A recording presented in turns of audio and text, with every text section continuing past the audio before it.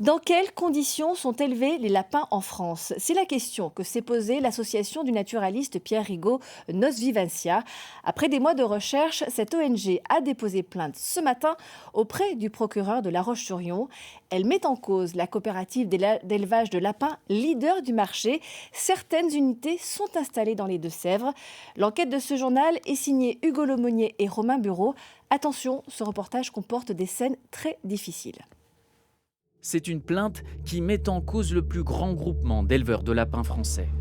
Des entreprises qui, depuis des années, promeuvent le bien-être animal se retrouvent aujourd'hui accusées de maltraitance.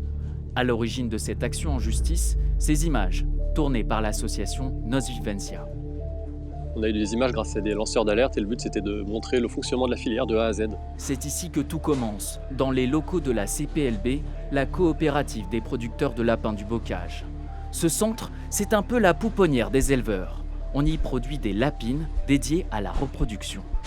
Ces femelles vivent en cage, tout comme leurs petits. Certains ne survivront pas, 10 à 15% de décès d'après les éleveurs. Les morts sont glissés dans un grand sac, direction l'usine d'équarrissage. Mais parmi les cadavres, des lapros agonisent encore.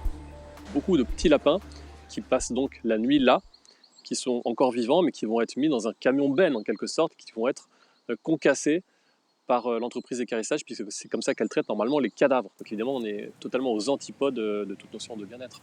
Nous avons tenté d'interviewer les dirigeants de la CPLB. Bonjour monsieur. Son responsable, Pierre Dupont, vient à notre rencontre. J'ai rien à déclarer à personne. Mais à nos confrères de Libération, Pierre Dupont a reconnu des dysfonctionnements. Des animaux vivants n'auraient pas dû finir à la poubelle. Les lapines de la CPLB sont vendues aux adhérents de la coopérative. Dans l'élevage de lapins, la norme, c'est ça, c'est l'élevage en cage. Et voici l'exception, des élevages en parc, des enclos présentés comme l'avenir de la filière dans les films promotionnels de la CPLB. Nos lapins sont élevés au sol dans de larges enclos avec beaucoup d'espace, ce qui favorise le comportement naturel des animaux. C'est en 2019 que voit le jour une toute nouvelle gamme, synonyme de bien-être animal. Lapin et bien, ça fait du bien. Lapin et bien, c'est une gamme lancée à grand renfort de communication avec l'aide de la région Nouvelle-Aquitaine. Au total, 325 000 € de subventions publiques. Mais selon l'association Nos Vivencia, des actes de maltraitance se produiraient aussi dans ces élevages. Ces images ont été tournées chez un éleveur lapin et bien. Les animaux sont ramassés pour être conduits à l'abattoir. Des hommes les saisissent par les oreilles et les jettent dans un chariot. Même geste au moment du chargement. Il y a 2000 lapins qui sont chargés en 1h30 à peine. Et pour aller aussi vite, les gens qui attrapent les lapins les font valser à une cadence folle, sans aucune considération pour ce qui pourrait leur arriver. Nous avons tenté de contacter l'éleveur mis en cause par l'association.